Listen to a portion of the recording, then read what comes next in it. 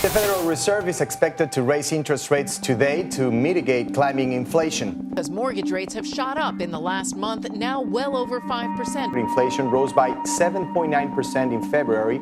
That's the highest level in 40 years. Prices could be coming down as the Fed takes a more aggressive stance with raising interest rates, but a recession might be around the corner. Forecasters believe there is a 33% chance of a recession. Talking about a recession perhaps next year. Recession.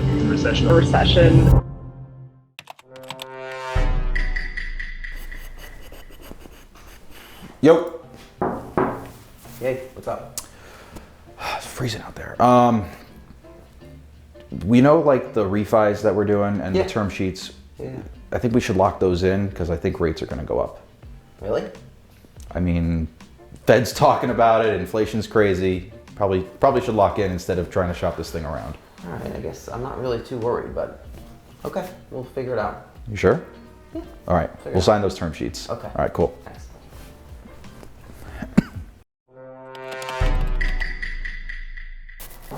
Yo, what's up? Yo. How's it going? It's going. I just wanted to show you some stuff. Okay. As usual. I know you're not concerned, but I am. Rates are going up. Do you want to know what this nonsense is? What are you tracking? Just another spreadsheet, and I'm tracking the base FHLB rate, which is what our term sheets were based on, and those should be locked in. But for our upcoming project, you can see they've gone up like 40 basis points already, and that's just in a month.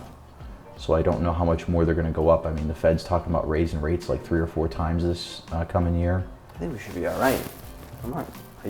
I know we're not like, it's not a danger zone right now, but it's just something to be aware of. So I don't want to really blast the horn and say we can't do things in the future, but you really track this every day? Every day I come in here and I download it from the website and I just put it in here and make a little chart, and people are talking about it.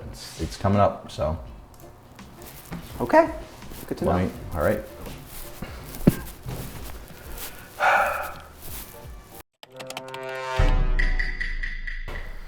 Yo. Oh, hey. Yeah, oh, hey. Listen, we got to have a talk. I'm looking at the rates on here. We got to have a talk about our upcoming project and what we might need to do about it. You're freaking out. What's going on? I'm always freaking out, but look at that. That's like to the moon with interest rates, and we don't want to moon interest rates. We want to go to the dirt. So is it going to affect our project? Maybe. We need to start running some different scenarios or figuring out our financing. Let's have a discussion then. Yep. All right. Okay, cool. Well, let me make a coffee first. What's up, everybody? All kidding aside, interest rate risk is real these days. Rates have gone up, and we just want to have an open discussion and talk about how much rates have gone up, how much rates could potentially continue to go up, what's it doing to the market, what's it doing to our deals, and potentially how to mitigate the interest rate rise and how to potentially help curb some of the damage that could occur. So I guess we can just jump into it. I brought Ray this time again. What's up? What's up? Back again. Back again. You're like a celebrity. You are a celebrity. People want to see you, Ray. Do they? They do. All right, cool. They ask for you. Thank you. Well, we were definitely talking about it a few months ago, and now it's a reality. Yeah, it's a reality. My doom and gloom has finally happened. They say if you predict the same thing enough, eventually it comes true, right? True. So, finally I'm right. Not that it's about that. It's not about that. Actually, I hate being right at this point. Well, yeah, this is not something you want to be right on. Right. Correct. Yeah. Right. So, how have rates gone up over the last 4 or 5 months? It's been pretty brutal in terms of the velocity, right? I'm pretty sure, don't quote me, but I'm pretty sure that the rates have gone up the fastest since quite a long time ago. A lot of people are comparing now to the 80s when interest rates were around 10%, 12%. I've even seen some people say 20%. Hopefully we don't get to that, because if we get anywhere near that, I think we're really talking beyond doom and gloom. We're talking about complete destruction of values. So, yeah. There's banks that are now, I know Deutsche Bank a couple weeks ago said that they're predicting a recession, but it will be a minor recession. And then I actually saw an article last night that now Deutsche Bank is predicting a much higher or much more major type recession. So they're kind of starting to change their Yeah, do you want me to go on- off on the Fed? Like, do you want me to do that right now? Because I'll do that. No, I don't. I just want to. It's interesting to see how things are changing so rapidly, like you were saying. It is. I would compare this to any of the other supply chain or pricing spikes that we've seen. Specifically, for us, lumber went and 5x'd. So I'm not saying that interest rates will follow that, but look at all the other asset classes that have done that. You've got anything with regard to the supply chain, and then it's not just because the supply chain's messed up, but just in general, everything's gone up and housing prices have gone up. So the real question is, how can housing prices, go to the moon? How can interest rates also go up? Something will break at some point. Oh, absolutely. I mean, I guess maybe let's back up a little bit. So Sure. who ultimately sets the rate? Mm-hmm. And because That's the Federal Reserve. Correct.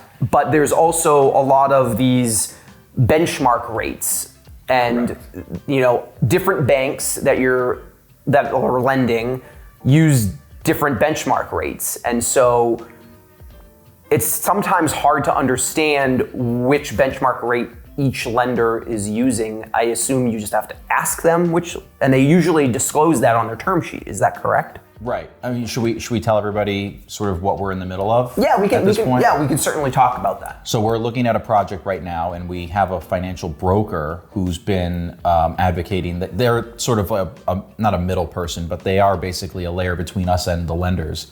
The reason we work with them is because we bring them a deal, they'll underwrite it on their end, they'll come through and say, okay, we're gonna put this out to 30, 40, 50 banks that we have connections with, and then they're bidding on our projects. By doing so, that allows them to basically compete against each other. They don't know who else is part of the party, whereas if you're going to the bank and you're saying, hey, Mr. Lender or Miss Lender, please tell me the best rate you can give, they don't know that you're talking to other people, so they may not give you the best rate.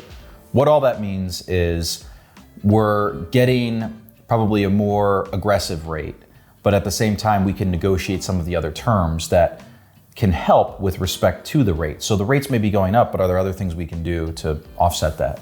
Right. But again, Oh yeah, and in terms of the rates themselves, the Yes. benchmarks. Yes. Sorry, I go off in very different directions in my mind. let's here. bring it back. Bringing it back. There's probably 3 or 4 different benchmarks that most lenders will use. One of them is Wall Street Journal prime rate. I think that's been at 3.25 for a long time. That basically moves in tandem with what the Fed does. It's just a spread over the Fed's rate, which has been in the 1/4 to 1/2 point range, and then they recently increased it 25 basis points. You've got, there are, I believe, across the country, 11 different federal housing, FHLB, federal home loan banks, excuse me. They set rates. They're sort of regional areas that they'll set their own rates, and they all participate together. And those don't move in tandem with what the Fed does. They kind of move proactively. So if the Fed's saying they want to raise rates 3 or 4 times, they'll probably start moving before the Fed actually does that. And then you've got something that's a little lesser known, and to be honest, I don't know too much about it, but it's the SOFR, which is I believe it stands for standard or short-term overnight fixed rate, something like that. We've seen on some proposals that we've received, they're using that as their basis. And I'm sure that there's others, but the point being that there's no one size fits all. Different lenders use different things that make sense for them. And how much have rates actually gone up, since I know that you're tracking it? Well, for the rates that we have been presented with, we just did a refinance of a couple properties, and we locked in at rates that were under 4%. If you go back to market, it's at least a point higher at this point. And well, the deal that we were talking about, or you were talking about earlier, we were underwriting that at when we first started underwriting the deal, and now where did we end up at? Right. So in a real world scenario that we're going through right now, we were looking at, I want to say 4 to 4.25% during the construction, and anywhere between 3 and 3.75 for the stabilized, because this project is a build, stabilize, recap play as it stands today. Yeah. Obviously, things can change in the future. So Yeah. So actually, at this point, if you liking the content so far, Make sure that you subscribe, like, hit the bell notification for future videos that we release, and we can keep going on the interest rates topic. All right, cool. All right, so rates have gone up. So what did we do? I mean, we obviously locked in, right? So Yes. so we some of those terms that I mentioned earlier, we talked about different prepayment. But it penalties. has affected this project from a cash flow standpoint. Correct. So Yeah. So let's get back to that. Sorry, again, bouncing. My mind is like a basketball court. I apologize. Or maybe a ping pong court. I don't know. Beer pong? I don't know. So, long story short, we did get a really generous offer brought to us where it was a fixed rate, even during the construction process, for a set amount of years. We'll say 7 years.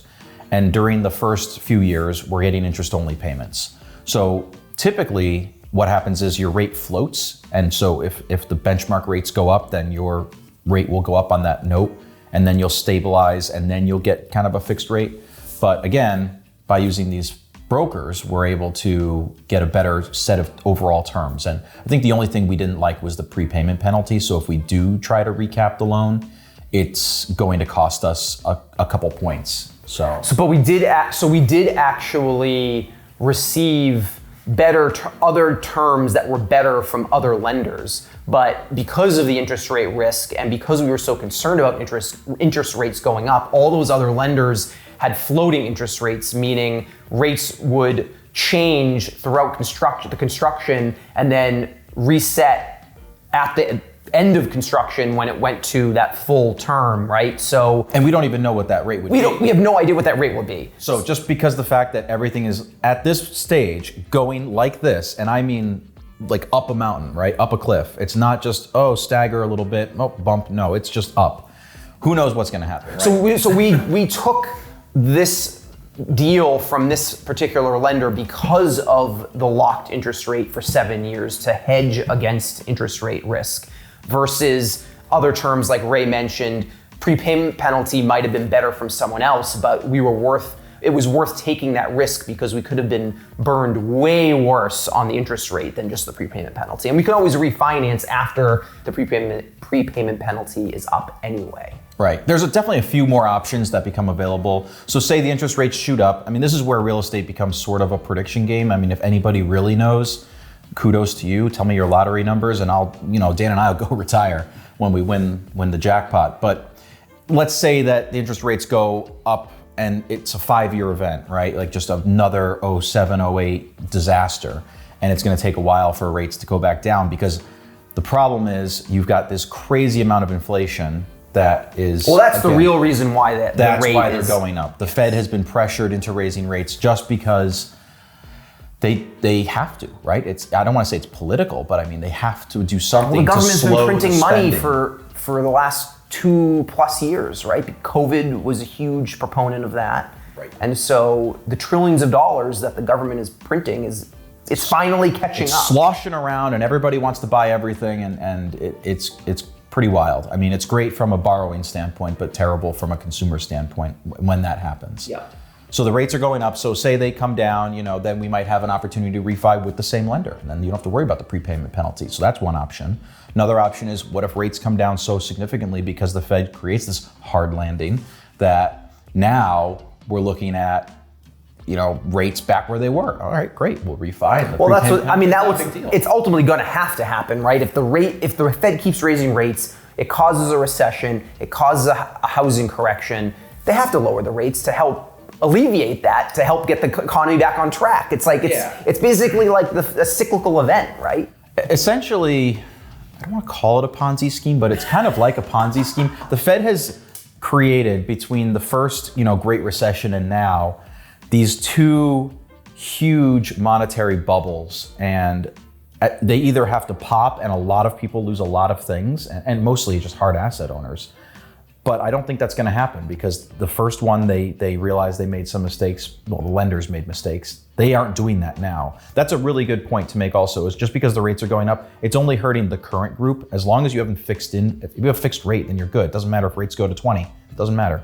So it's really just people looking to transact at this time. Yeah. And again, that could be transitory, it could not. Who knows? But all the people that are in ARMs or 5 or 7 year, even 10-year loans that are coming due in the next year to 3 years, it could be bad. Right, it could be bad. It could be.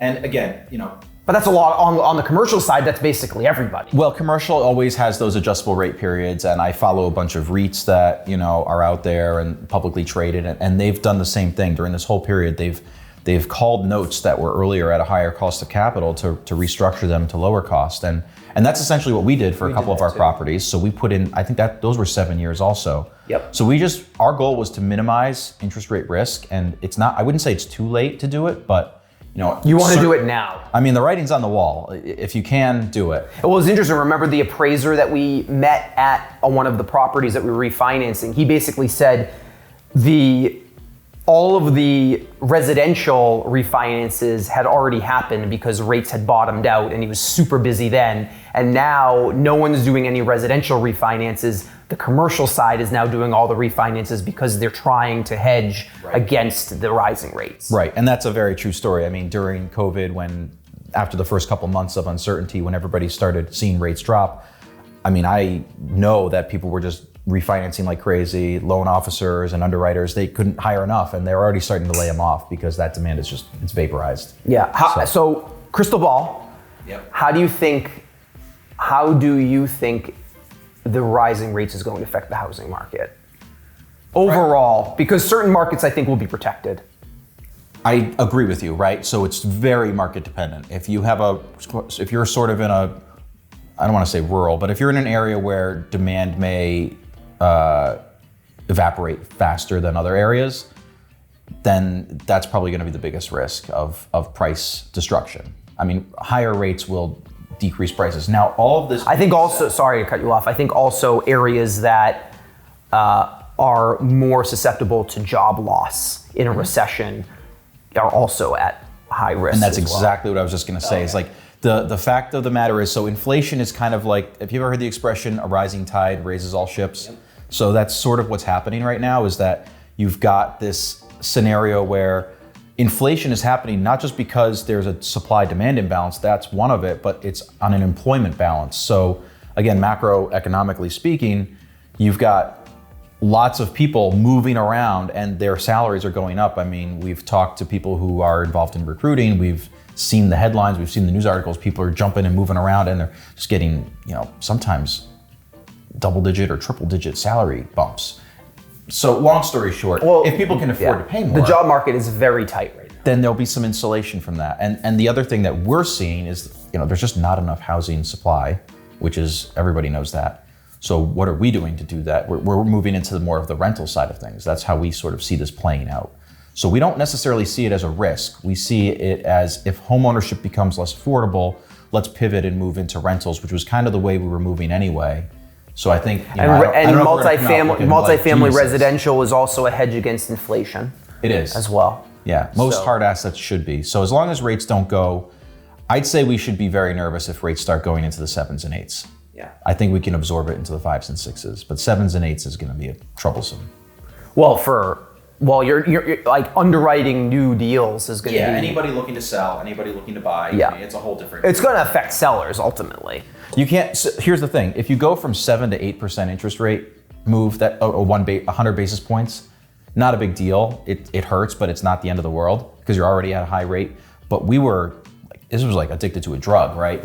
You were at like 3 or sub. You were at like sub 3. Right. For like so the percentage residential is rates. Huge, and that's why you're seeing just so much more focus and discussion around the fact that these big moves off of such a small base is, on a percentage-wise, it's nuts. Right. And I think we've already touched upon some of this stuff, but how can folks kind of hedge against some of the rising rates? I think that if you're in a good cash position, I think now is potentially a good time to sit back, wait on the sidelines, because if there is a dip in the market, if there is a recession, and if there are potential buying opportunities, I think you'll be ripe for going and getting some potentially good deals. I think that's one of the hedges against it, but not everyone has all this cash lying around. Exactly. If you can, great. If you can get yourself in a cash position, great. If you have any assets that are kind of borderline, maybe just get rid of those now. Yeah. I'll say that, not that this is a real estate type hedge, but if you're looking to park some cash and you don't want to invest it, but you also don't want it to be affected by the inflation, you can look at I-bonds. I saw that recently, where it basically, it's just like a CD that the government issues, and you just get paid out, and they adjust it twice a year based on CPI. And so because it's like 9%, I think they said it's going to go up to almost double digits on the reset. So lots of different things. There's so many options. There's so many options. I just think you just want to make crypto. I think you just want to be careful. I think it's just the general consensus is just tread lightly. Underwrite very, very conservatively, with the intent that, especially if you're going to be going for a apartment rental type play that needs value add, and you're not going to be doing a recap event, and you need to do a recap event in like 12 to 24 months, you need to be very careful at where the rates could potentially be next year. So make sure you're super conservative on your underwriting. And then even on the condo play, you just need to make sure that you're conservative, not necessarily because of the interest rates, but because of your buyer's interest rates, right? If you're doing condo development and now all of a sudden... Or single family. Or single family development, or any type of development that you're trying to resell. If your buyer all of a sudden has another $1,000, $1,500 a month payment because of interest rates, they're not going to be able to necessarily afford your project or your property anymore. So what's going to happen? You're going to have to drop your price. Exactly. So, a lot of things to consider. And so, we just wanted to jump on here, kind of talk about what's going on, because it's very relevant in today's housing market. And if you have any questions, definitely hit us up in the comments below. And if you, like I said before, if you enjoy the content, make sure you like, subscribe, hit the bell notification, and hopefully we're not here in a year talking about how things are going down the toilet. We should do a 3-month update. 3-month update? Maybe we should do that. Okay. See you in 3 months. Later.